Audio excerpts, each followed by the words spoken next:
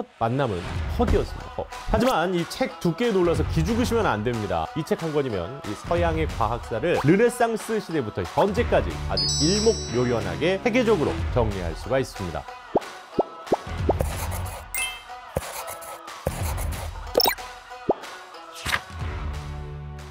꾸준하게 운동을 하면 몸에 근육이 생기는 것처럼요. 꾸준하게 책을 읽으면 생각에도 근육이 생겨나서 어떤 상황에서든 집중력과 사고력이 좋아진다고 합니다. 나이 들면서 자꾸만 집중력이 떨어진다 싶어질 땐 이 좋은 책을 한 권 읽어보는 것도 아주 효과적인데요. 어떤 책을 읽으면 좋을까? 여러분의 선택에 도움을 드립니다. MBC 아나운서와 예스24가 함께하는 이 책 아나. 예, 안녕하세요. MBC 아나운서이자 이 책 하나의 북자키 허유루입니다. 최근에 스페이스X를 타고 민간인들이 우주 여행을 하면서 드디어 우주 여행의 시대가 시작이 됐는데요. 이 영화에서만 봤던 우주 여행이 현실로 가능해지는 걸 보면 이 과학기술의 발전 속도라는 게 우리가 아는 것보다 정말 급격하게 빠르구나 이렇게 실감을 하게 되죠.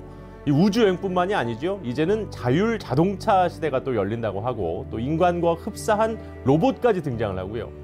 코로나 바이러스와의 전쟁을 선포하면서 백신과 치료제 개발에도 속도를 올리고 있는 요즘 그 어느 때보다도 이 과학에 관심이 높아지고 있는데요. 그렇다고 이 과학적인 이론을 하나하나 처음부터 알아나가기에는 너무 어려울 것 같아서 망설여질 때 어렵고 복잡한 이론 대신에 과학과 괄목할 만한 업적을 남긴 이 과학자들의 이야기를 통해서 서양 과학사를 재밌게 정리한 책을 소개해 드리려고 합니다.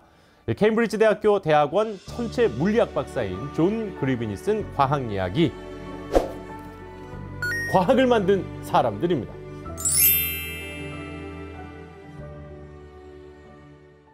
저도 이 책을 처음 보고 첫 만남은 허기였습니다.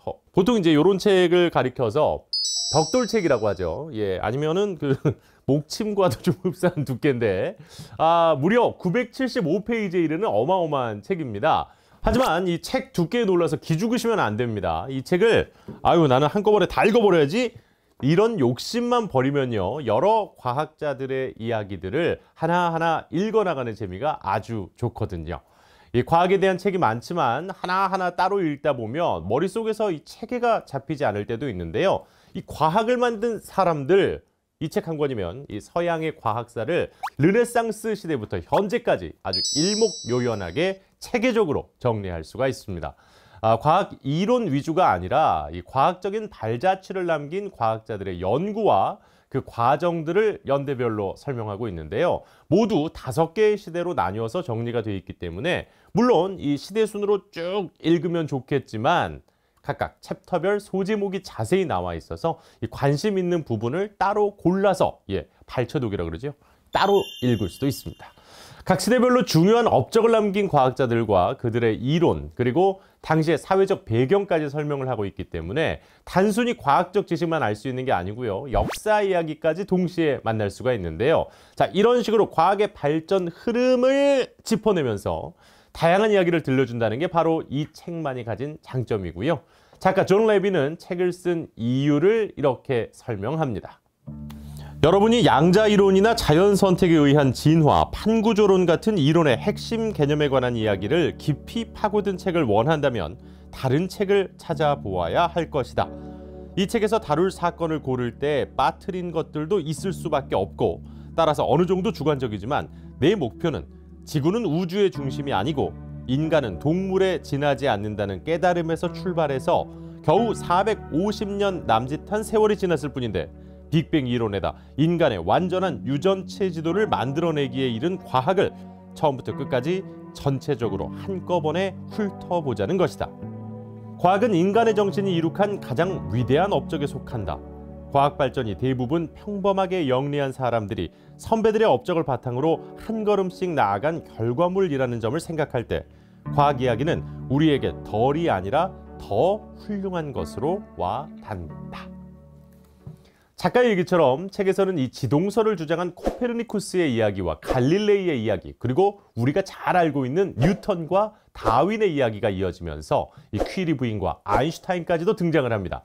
하지만 이 책의 진가는 우리가 이 위인전에서 읽었던 누구나 다 알고 있는 과학자들의 이야기에 있지 않고요. 우리가 미처 몰랐던 과학자들까지 모두 역사 속에서 소환해냈다는 겁니다. 많은 사람들에게 알려지지 않았지만 왜 이 과학자들이 과학사에서 중요한지, 또 과학 발전의 흐름에 어떤 영향을 끼쳤는지를 소개해 주는데요.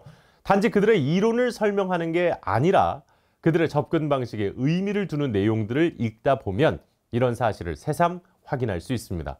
과학의 발전이라는 것은 이 굵직굵직한 과학자들에 의해서 선이 그어진 게 아니라 이렇게 알려지지 않은 무수한 과학자들의 연구와 노력과 방식들이 촘촘하게 점으로 이어져서 완성됐다는 사실을 말이죠. 갈릴레이는 과학에서 우뚝 서 있는 인물이자 오늘날 교양 있는 사람이라면 누구나 아는 이름이 된 반면 길버트는 업적에 어울릴 만큼 알려지지는 않았다. 그렇지만 적어도 연대순으로 볼 때는 길버트가 먼저 태어났으므로 최초의 과학자라는 칭호는 그에게 부여해야 한다. 그는 의사로 이름을 날렸지만 과학에서 업적을 남긴 분야는 물리학이었다. 자기의 본질을 철저히 연구했기 때문이다. 그는 자연에서 나는 광석인 천연 자석은 두통을 치료할 수 있다거나 자석을 마늘로 문지르면 자성이 사라진다는 등 자기에 관해 예부터 내려오던 근거 없는 믿음에 틀린 것이 많다는 사실을 실험을 통해 증명하고 천연 자석을 이용하여 금속 조각이 자성을 띠게 하는 기법을 개발했다. 오늘날 학교에서 배우기 때문에 우리에게 너무나도 익숙한 자석의 인력과 청력에 관한 법칙을 발견했고 지구 자체가 거대한 막대 자석처럼 작용한다는 것을 증명했으며 막대 자석의 양 끝에다 N극, S극이라는 이름을 붙였다. 길버트는 하늘에도 관심이 있었는데 그는 코페르니쿠스의 우주 모델을 지지했다. 행성들이 자력에 의해 궤도에 걸쳐 있을지도 모른다고 생각한 것도 그 모델을 지지한 한 가지 이유다. 이 생각은 케플러에게 영향을 주었다. 자, 이렇게 우리가 몰랐던 수많은 과학자들의 이야기들을 재밌게 설명해주고 있기 때문에 과학사에 관심 있는 분들이라면 쉽게 읽을 수 있는 내용들이 시대별로 이어져 있는데요. 존 그리빈은 평소에 자신을 과학을 바탕으로 하는 소설 작가라고 소개했다고 합니다. 그만큼 소설처럼 재밌게 읽을 수 있는 과학책을 쓰는 것이 존 그리빈의 특기인데요. 그래서 책에 소개되는 과학자들의 이야기들은 웬만한 소설 속 주인공보다 더 흥미진진하게 펼쳐집니다.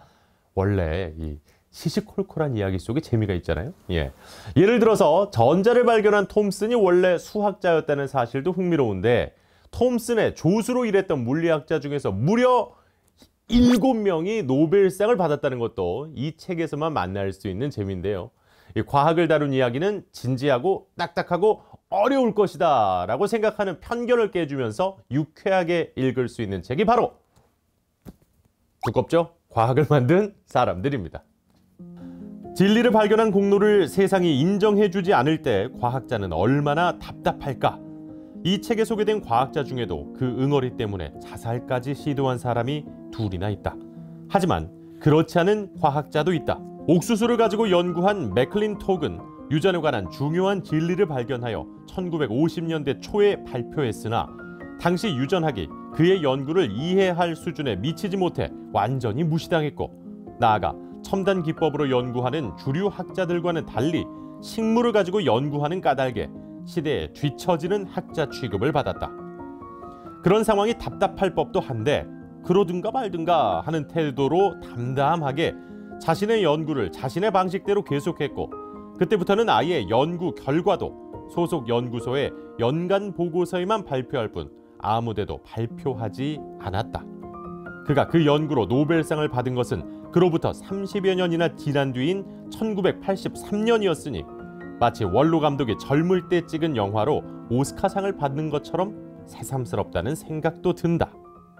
누가 알아주지 않아도 묵묵히 자신의 연구를 계속해온 과학자들이 있기 때문에 450년 동안 과학은 한 걸음씩 한 걸음씩 발전을 해왔고 또 앞선 과학자들이 쌓아놓은 연구의 토대 위에 또 다른 과학자들의 연구가 쌓이고 이어져서 눈부신 성과가 이루어졌다는 사실을 존 레빈은 이 책을 통해서 얘기하고 있습니다. 어릴 때 위인전을 읽는 것처럼 역사책을 읽는 것처럼 과학자들의 이야기와 평소에 우리가 궁금했던 질문에 해답들이 가득 들어있는 종합 선물 세트 같은 과학사 이야기. 자, 책 두께에 놀라지 마시고 누구든 재밌게 읽으실 수 있다고 추천해 드리는 책입니다. 과학을 만든 사람들입니다.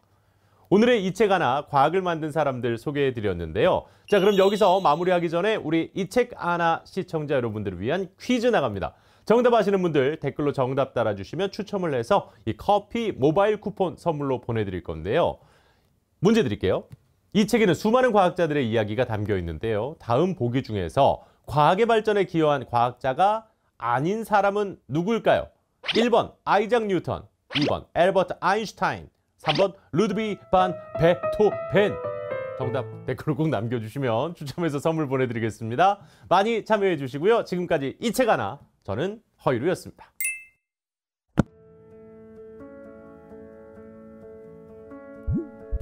책을 처음에 딱 받고 어떠셨어요? 나한테 왜 이러나 이런 생각이 제일 먼저 들었죠. 사실 읽기 전에 지칠 수 있는 두께인 건 맞아요. 네, 맞아요. 그래서 이 책을 추천을 드릴 때 첫 페이지를 넘기시는 게 어렵다. 막상 넘기시면 생각보다는 잘 읽히실 거다. 그리고 아까 우리 방송에서도 말씀드렸지만 다 처음부터 보실 필요는 없는 것 같아요. 일단은 익숙한 이름부터 좀 찾아보시면서 그럼 이 앞에는 뭐가 있었지? 뭐 이런 식으로 다시 뒤로 가시는 것도 이 책을 볼 때는 되게 괜찮은 방법인 것 같아요. 보면서 저는 이 책 보면서 책에도 나와 있는데, 그러니까 과학 기술의 발전이 얼마나 연구에 영향을 미치는가 하고, 예전에는 상상 속으로 했던 연구를 실제로 이제 과학자들이 실험을 통해 밝혀가는 과정이 이제 중세 시대에서 르네상스 이후에 제대로 된 과학자들이라고 부를 수 있는 사람들로 넘어오는 과정을 설명하고 있잖아요. 그래서 그 부분도 되게 재밌었고, 그래서 과학이 참 여러 가지랑 싸웠구나. 특히 종교와 싸웠고, 그 미신이라고 불리는 사람들의 믿음과 싸워야 했고, 그래서 그걸 입증해내는 과정들을 읽어볼 수 있어서 저는 그 부분이 되게 재밌었습니다. 누구한테 선물해주고 싶으세요? 주면 안 될 책 같고 그냥 이렇게 나만이 간직해. 아니, 저는 그 우리 오승훈 아나운서, 지금은 지금 공부를 잠깐 하기 위해서 휴학 중인데, 그 친구가 우주항공학 박사 수료예요. 카이스트에서. 그 친구가 과학고를 나와서, 심지어 그 친구는 그러니까 연차가 좀 많이 낮았을 때, 어렸을 때는 스트레스를 받으면 수학을 풀더라고요. 그래서 그 친구에게 넌 평생 나만 맞지 않을 거야 라고 제가 이야기를 해줬는데, 그 친구 오승훈 아나운서에게 이 책을 주면 아마 되게 재밌게 읽지 않을까. 특히 그 초반은 어쨌든 천체학과 관련된 이야기가 대단히 많잖아요. 그래서 그런 것들은 아마 오승훈 아나운서는 정말 재밌게 읽을 수 있지 않을까. 우주항공학을 또 공부한 친구 입장에서 그런 생각이 들었습니다. 알겠습니다. 다음에는 좀 얇은 책으로 찾아뵙겠습니다. 자, 수고 많으셨습니다. 네, 수고하셨습니다.